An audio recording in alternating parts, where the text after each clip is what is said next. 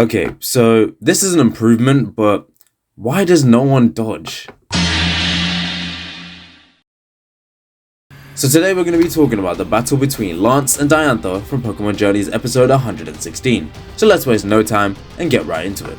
We start the battle with the two champions coming face to face, and Ash even mentions to Go and Hob that he once battled Diantha, so I wonder if he remembers that Greninja nearly battered her Mega Gardevoir after transforming.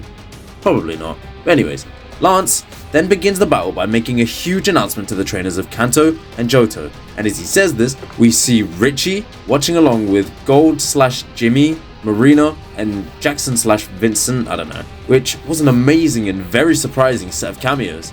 Diantha then proceeds to make her own announcement, bringing forth the return of all the XY rivals, Tiano, Sawyer, Trevor, and Shauna. This was great. Now, let's get into the battle. Lance opens with his ace, Dragonite, while Diantha opens with her Aurorus. Their battle was pretty decent, to be fair. Diantha played a proper defensive with two screens, but of course Dragonite, being Lance's ace, powered through and still managed to knock out her Aurorus while looking like an absolute tank because those hits looked like they hurt.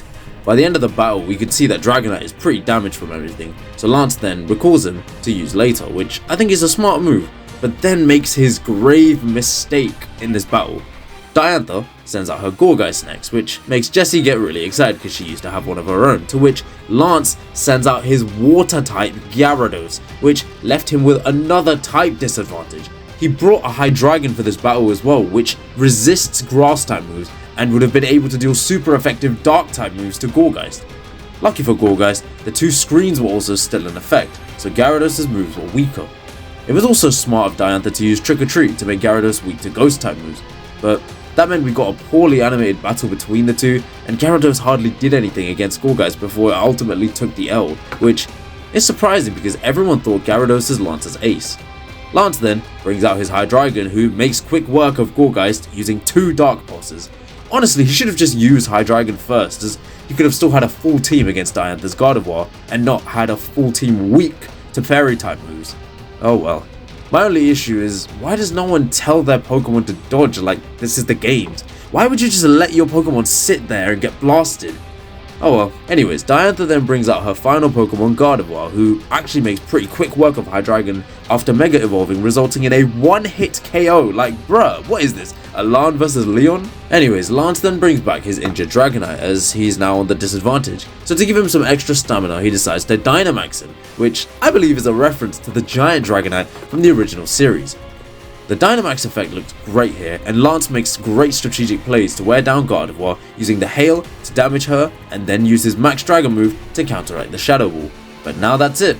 Its three moves have been used up, so Dragonite then reverts back to his normal form, where it accidentally leaves itself wide open after using Hyper Beam, allowing Diantha to finish it off with a Moonblast. I love that we saw Ash talk with Lance after his loss before moving forward to the match between Iris and Cynthia.